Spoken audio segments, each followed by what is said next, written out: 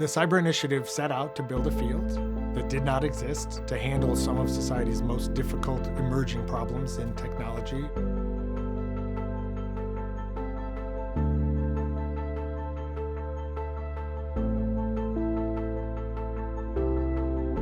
One of the things that was becoming increasingly apparent to us was not only did all of society, all of the economy rest on computer systems and on the internet, but that it was becoming increasingly less trustworthy.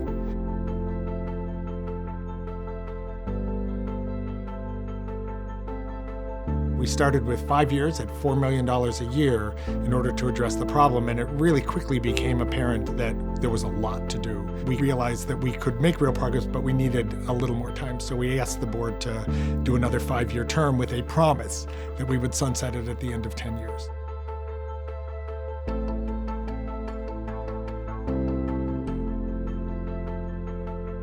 Our budget is structured so that we have a set of programs which reflect the really long-term commitments, and then there's a portion of the foundation's money that is unallocated, and we draw from that to create time-limited initiatives. So if a new problem comes up, we can dedicate significant resources over a fixed period of time. The Cyber Initiative has granted and funded organizations totaling over $160 million in investment into those organizations. That is over 300 grants and 108 unique grantee organizations.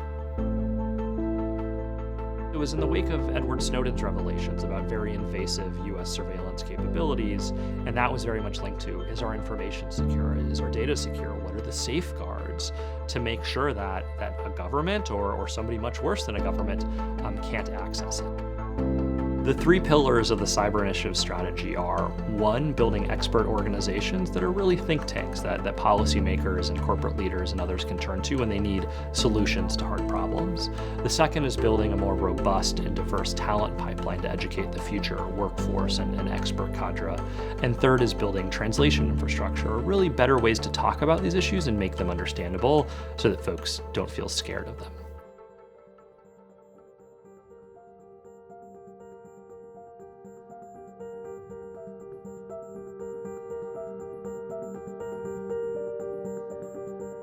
Our grantee partners are the work.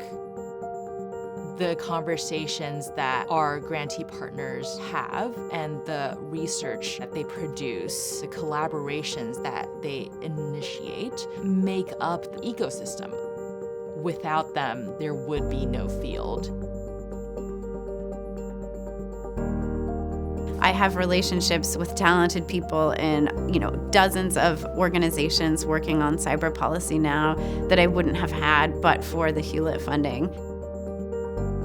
Cyber is truly one of the greatest challenges of our time, and by bringing stakeholders together in this way, it not only builds an ecosystem, but it creates partnerships and relationships that continue the work beyond the scope of the Hewlett Foundation. We have to think about all aspects of the problem, and not one individual or not one discipline can actually accomplish that. I think the initiative has achieved many things. First and foremost, it's matured the cyber policy conversation to the point that we are able to better understand and grasp these issues in a broader context. I also think it has created a unique foundation of cyber policy individuals that not only have a legal and policy understanding, but also have technical understanding.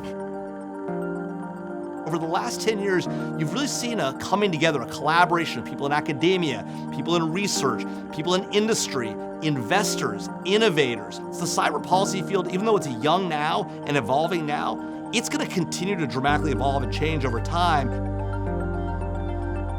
In order to have a more sustainable digital ecosystem, we really need the transparency and accountability that nonprofits bring. It's essential that we continue to rely on the support of philanthropy in particular, as well as our industry partners who are working with us on a year-over-year basis.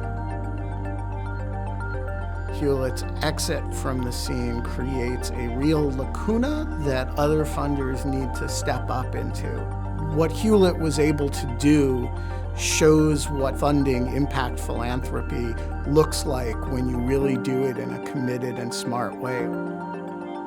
Hewlett's done a great job of identifying those key stakeholders that do care about cyber policy and then bringing us together in convenings just like this to say, you're not alone in this battle, which gives us added motivation and added incentive to keep working as hard as we're doing and frankly collaborate where we weren't collaborating before.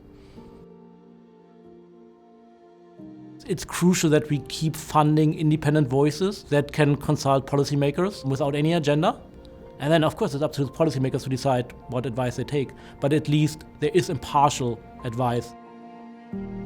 And now there's a field, and it's a pretty robust field. And it's going to make a big difference in the way in which we incorporate and use technology going forward. And I feel really, really good about that. And so I think it was really nice for philanthropy to get ahead to some degree of a big issue and really start making grants, not from a reactive posture, but much more from a proactive one. My future hope is that some of these amazing organizations that have grown up over the last decade really just continue to excel.